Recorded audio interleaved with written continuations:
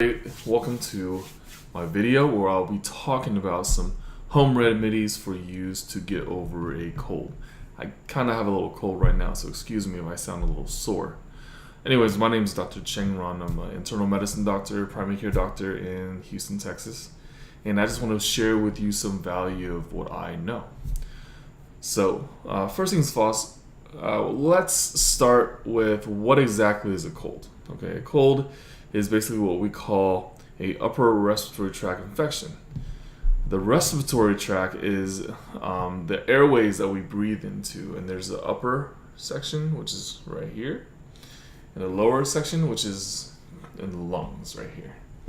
So upper respiratory tract infection is in the airway that's in the upper airway from your mouth and your nose all the way down to what's called your bronchus. And a lower respiratory tract infection is what we call pneumonia, for example. And so, since a cold is an upper respiratory tract infection, we treat it a little differently than a pneumonia, which is a lower respiratory tract infection. So, a cold is most commonly caused by a virus, okay?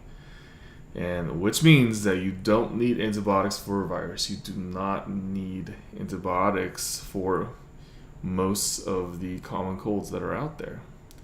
And if you don't know if you have a bacteria or a viral infection, then you go to your doctor and you ask him or her, do I need antibiotics? Okay.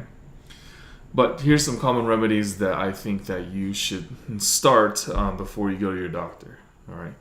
First, I like to say that we should use food as medicine. We should always use food as medicine, which means that when you're sick, your body needs nourishment. And how you're going to nourish your body is to avoid the toxins that you put into your body and then put in all the good stuff. So what are toxins? Toxins are all the stuff that you think is bad for you, like fried foods, for example, processed foods, and stuff like that. And the fresh foods and things that are going to be good for your body and that are nutritious, you should be eating during that time. However, most people do the opposite. A lot of times people feel bad and just want to sit on the couch with a tub of ice cream and watch movies. Okay, not the best for you if you're trying to get over any sort of infection, because you want to boost your immune system. Your immune system needs to be ready to fight off the viral infection. So once again, just eat clean. Eat clean. That's number one. Number two, you have to understand that when a virus goes through you, it's going to take its time and take its course. Okay, so sometimes it could be a short course and sometimes it could be a longer course. And the length of the course is determined solely by how we behave to ourselves and what we put into our body. So you've probably heard that vitamin C and zinc together, and it's in a lot of different products out there that's packaged together. These two products can shorten the length of an infection, and that's shown to be true.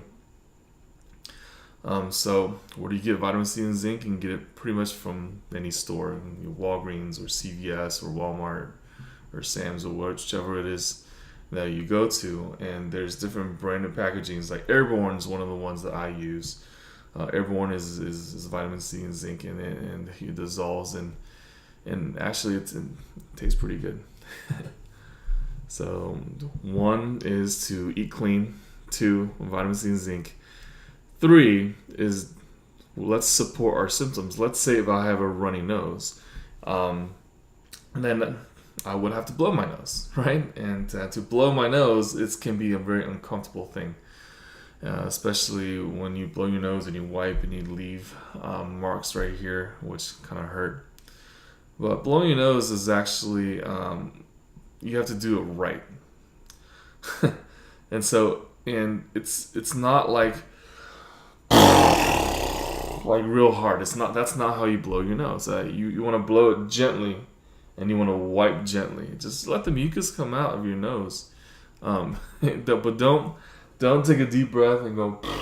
Why? Because if you do that, not only are stuff coming out of your nose, but you're also opening up a channel between the back of your nose and your middle ear and blowing snot into your middle ear, and it can cause an ear infection as well. And we just don't we don't want that. So blow your nose gently. Okay, I used to make that mistake a long time ago. I used to be like, why do my ears feel so full after I blow my nose? And it's just not a pleasant feeling. All right. Next up is let's talk about your throat. If you have a sore throat, I love gargling with salt water, and I actually use hot water to gargle because it actually feels better for me.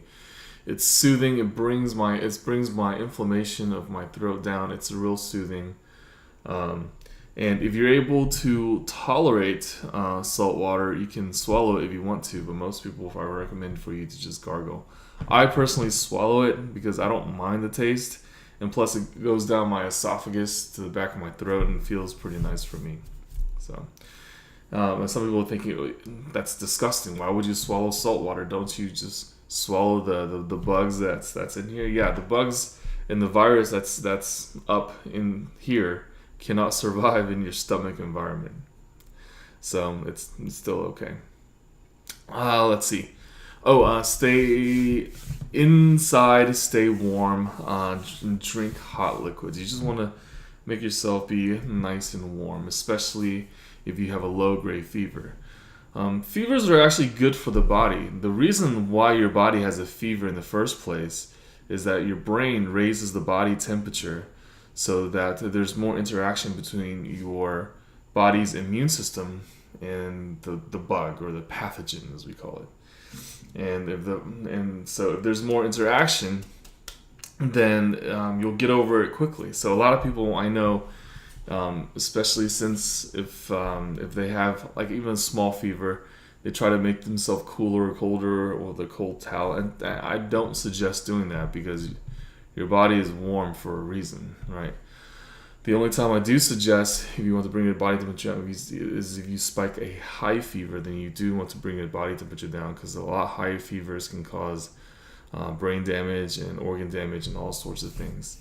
But generally with a common cold, you're not going to have a high fever. If you do spike a high fever, a fever over 102, then you should definitely go to your doctor as soon as possible. But go to your doctor anyway, so let him check you out, or let her check you out. Okay? Another piece of advice is to take a hot shower. And if you take a hot shower, it produces a lot of steam, and you can inhale that steam, and it's nice and humid, and it just makes you feel better. What I like to do is that I like to bundle myself up if I have a low-grade fever, and I naturally bring my body temperature up enough to where it can fight off a lot of the virus, and then my brain will tell me, hey, you're done being hot, it's time to cool down now because your virus is being battled just fine. And then you'll start sweating a little bit. The minute you start sweating, you know that you're quote unquote breaking the fever. The act of breaking the fever is actually your body telling you don't need that high of a body temperature now, you're okay. At that time, after you broke the fever, is when I suggest you take a steamy hot shower.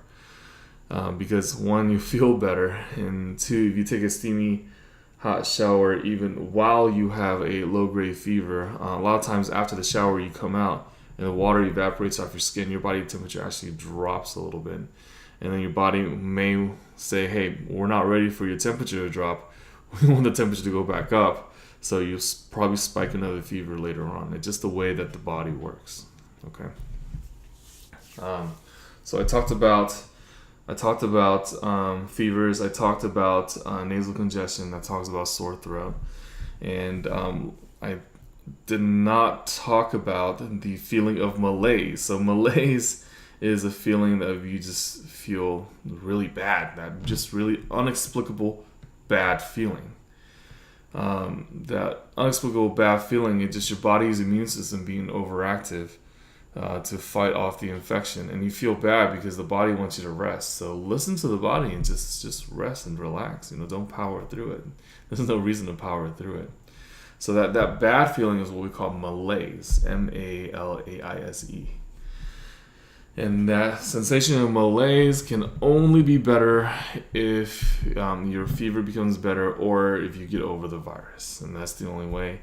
There's no necessarily any natural remedies for that except just keep yourself eating clean, drink warm soups.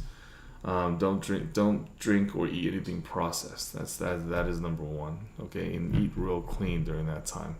Make sure that you're nourished. All right. I would say the most important factor for malaise is how hydrated you are. I think the more hydrated you are, the less malaise you are. So how do you hydrate yourself? Well, you drink water. So a lot of times people think that, I think I drink plenty of water, but I still feel bad. But actually, when you're sick, you actually lose a lot more water in your body. And the way you lose it is that when you're sick, you breathe heavier and deeper. Every time you exhale out, you're losing a lot of moisture from your body. The exhale out, when you feel on your hand, or if you exhale on a window, right? That window fogs up. That fogging process is actually a lot of moisture coming from inside your body. So the higher your breathing rate, the higher your respiratory rate, the more you release this water. And if you have fevers, for every degree centigrade that you go up in your fever, you can potentially lose 20% of your total body water, more than if you had normal temperature over the span of a day. Which means that you need to be replacing that water and gaining more water. So my tip for water and hydration to prevent that malaise, prevent that icky feeling, is to drink until your urine starts running almost perfectly clear, like a light yellow. Reason for that is that that's also your body telling you that, hey, I'm staying well hydrated. And that's going to shorten your course of the cold, and that's going to make you feel a whole lot better, and that malaise won't stick with you as much. So I hope you guys gain a lot of value out of this. I hope that you will continue to gain value of all the things that I say. And if you want to know about anything else, want me to make a video about anything else medical, feel free to leave it in the comments, and I will see that I get right to it. Okay, so if you want to know more about me, I do have my website, ronmd.com. It's RUANMD.com. Check me out over there. Check out my blogs and everything. And I will talk to you guys soon. Okay? Thanks a lot, people.